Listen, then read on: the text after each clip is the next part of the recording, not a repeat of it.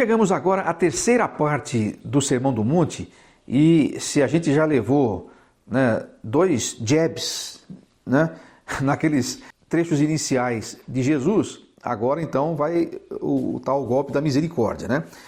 Aula 7, terceira parte do Sermão do Monte, do nosso fascículo 9, a história que mudou a história. O texto dessa aula é Mateus capítulos 6 e 7. Claro que há muito mais para se dizer a respeito desses 2 capítulos do que nós vamos falar aqui e do que você vai encontrar no seu livro, mas é para você, de novo, ter um panorama geral, se posicionar aqui no contexto e poder depois tirar o seu próprio proveito, o seu próprio ensino. Você pode ficar aqui muito tempo estudando esses capítulos. Nessa última parte nós vamos encontrar Jesus falando a respeito das práticas devocionais, daquela ênfase na espiritualidade pessoal, na espiritualidade individual. Isso é muito importante porque a ênfase do seu ensino nesse sentido não é criticar essas práticas, não é condenar essas práticas, mas é mostrar como elas devem ser feitas pela motivação certa, senão ela não vai ter vantagem nenhuma, ela não vai ter valor nenhum em praticá-las. Então, em primeiro lugar, ele cita as 3 disciplinas espirituais das mais valorizadas pelos judeus e por pessoas que temem a Deus em todas as épocas. Ele fala das esmolas, ele fala da oração, ele fala do jejum. E para as 3 práticas, ele tem a mesma ênfase. Você não deve fazer essas coisas por marketing pessoal, para ser visto pelos homens. Você não deve fazer isso para mostrar como você é espiritual, mas porque realmente essas práticas devocionais, essas disciplinas espirituais, se feitas de forma adequada, elas desenvolvem a sua musculatura espiritual, desenvolvem a sua fé, desenvolvem a sua robustez e a sua proximidade de Deus. Então, por exemplo, ele diz, não adianta dar esmolas fazendo estardalhaço para que todo mundo saiba, eu vou lá entregar uma cesta básica, faço selfie com todo mundo e tal, e vou colocando no jornal as coisas boas que eu faço. Ah, era isso que você queria? Notoriedade? Você queria fama? Você queria que as pessoas te aplaudissem e dissessem, como ele é bondoso? Pronto, você já conseguiu então o seu galardão. Era isso que você queria, você já conseguiu. Mas se você faz isso como reflexo do seu amor ao próximo, reflexo esse do amor que Deus tem por você, você pode fazer sem que ninguém saiba, sem que ninguém veja. Fica entre você e Deus e a pessoa que foi beneficiada. É disso que se trata a espiritualidade verdadeira que Jesus está propondo aqui para os seus súditos. Com a oração é a mesma coisa. Os fariseus, eles costumavam orar de pé, nas praças, nas sinagogas, em voz alta, nas esquinas das ruas movimentadas, para que quem passasse falasse, mas como esse homem é espiritual, olha como ele tem piedade. Jesus chama isso de hipócritas e sugere, inclusive, que a oração que tem valor nesse sentido, que nos aproxima de Deus, é aquela oração que é feita no secreto. Assim como a esmola tem que ser dada no secreto, a oração feita em secreto entre a pessoa e Deus, é isso que tem valor, porque é isso que de fato nos aproxima de Deus e desenvolve a verdadeira espiritualidade. Claro, ele não está aqui condenando você orar em público, lá na igreja ou coisa desse tipo, não é isso. Ele está condenando essa oração ostentação, essa oração para demonstrar para os outros uma espiritualidade que não é sequer verdadeira. E ele usa para isso um termo técnico, que são os hipócritas. O hipócrita era um ator, aquele que encarnava um papel lá numa peça de teatro e, na verdade, ele não era aquilo, ele só estava fazendo aquele papel durante o tempo da peça. Ele está dizendo que quem está fazendo isso aqui com essas intenções de aparecer para os outros está sendo um hipócrita, um ator. Ele pode enganar os outros, ele pode enganar até a si mesmo, mas ele não engana a Deus, porque Deus vê por trás das máscaras, E isso aí não tem nenhuma vantagem de agir dessa maneira. A mesma coisa ele fala para o jejum. Olha, quando vocês forem jejuar, não fique mostrando para os outros que vocês estão jejuando, não fique colocando na internet, olha, estou em jejum, ore por mim.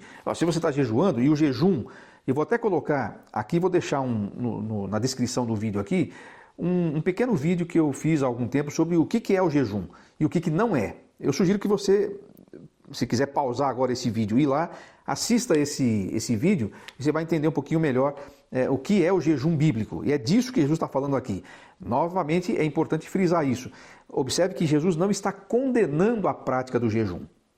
É verdade, não há nenhum mandamento, não há nenhuma ordenança na Bíblia, nem no Velho nem no Novo Testamento, para que a gente jejue, como tem, por exemplo, para orar. Orai sem cessar. Não tem lá um jejuai sem cessar ou jejuai 2 vezes por semana. Não tem isso lá, mas a prática está lá. E parece que a prática é recomendável por essas atitudes ou esses exemplos de pessoas. No Velho Testamento nós temos isso, os profetas, líderes, e no Novo Testamento Jesus mesmo jejuou, ele, pelo menos naquele evento que a gente viu lá na sua tentação, ele estava jejuando por 40 dias e por 40 noites. Isso é uma coisa fora do padrão, fora do comum, não estou sugerindo que você faça isso, mas Jesus jejuou, seus discípulos jejuaram, os apóstolos jejuaram, a igreja jejuou, você vai encontrar exemplos disso acontecendo. Então o problema não está no jejum. Tem gente que olha para isso aqui e diz, Jesus está vendo, está condenando o jejum, todo mundo que jejua é hipócrita. Não é isso que Jesus está falando aqui.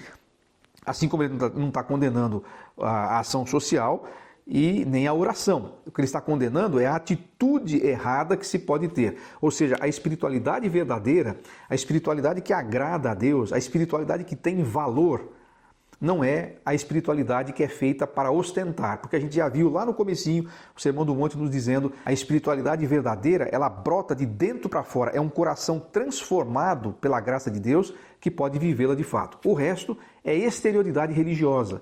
O resto é, usando a expressão que a gente usa aqui no Brasil, é para inglês ver, né? Para os outros verem. E Jesus fala, isso não tem valor nenhum, o que interessa é o que o Pai vê no secreto, né? Agora, depois disso, ele fala também de prioridades, ele vai falar sobre dinheiro aqui, e ele vai falar sobre a influência que as riquezas exercem na vida da gente e como elas podem, inclusive, nos levar até a ansiedade. Porque se nós colocamos o nosso olhar nas riquezas, e aí ele fala, onde estiver o seu tesouro, aí também estará o seu coração.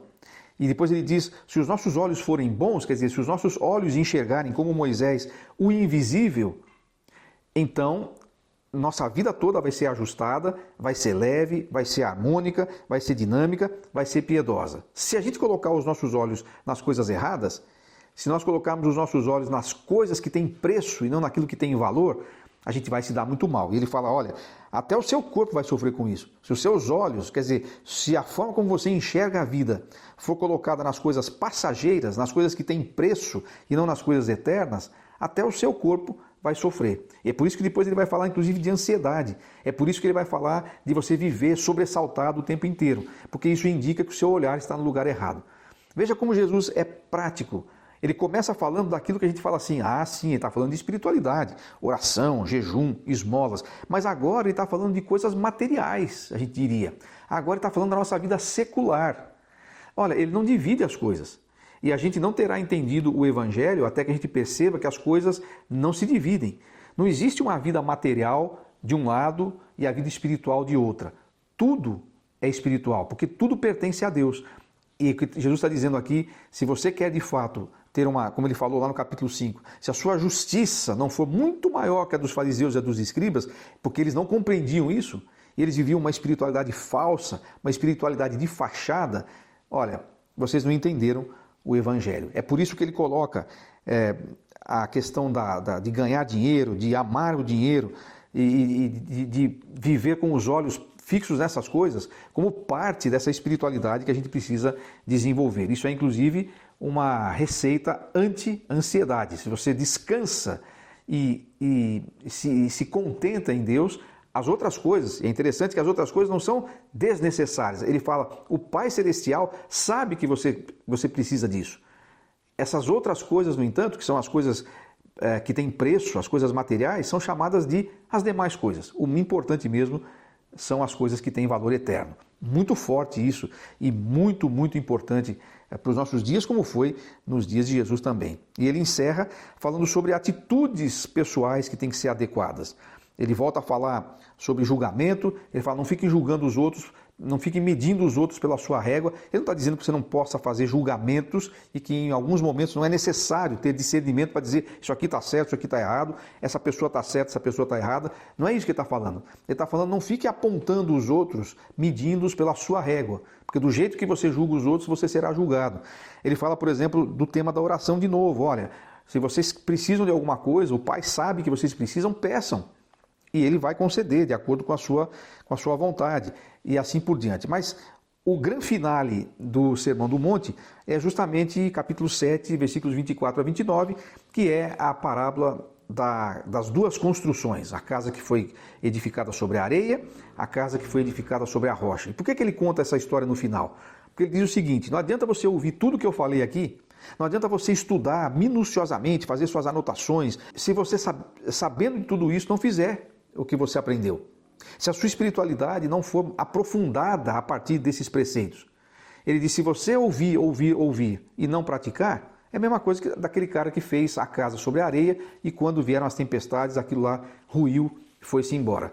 A casa na rocha é a casa edificada por aqueles que ouvem aquilo que Jesus diz e praticam. Então, além de ser desafiador, nós temos agora o desafio final.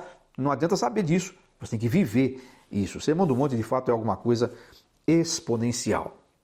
Qual é a lição do dia?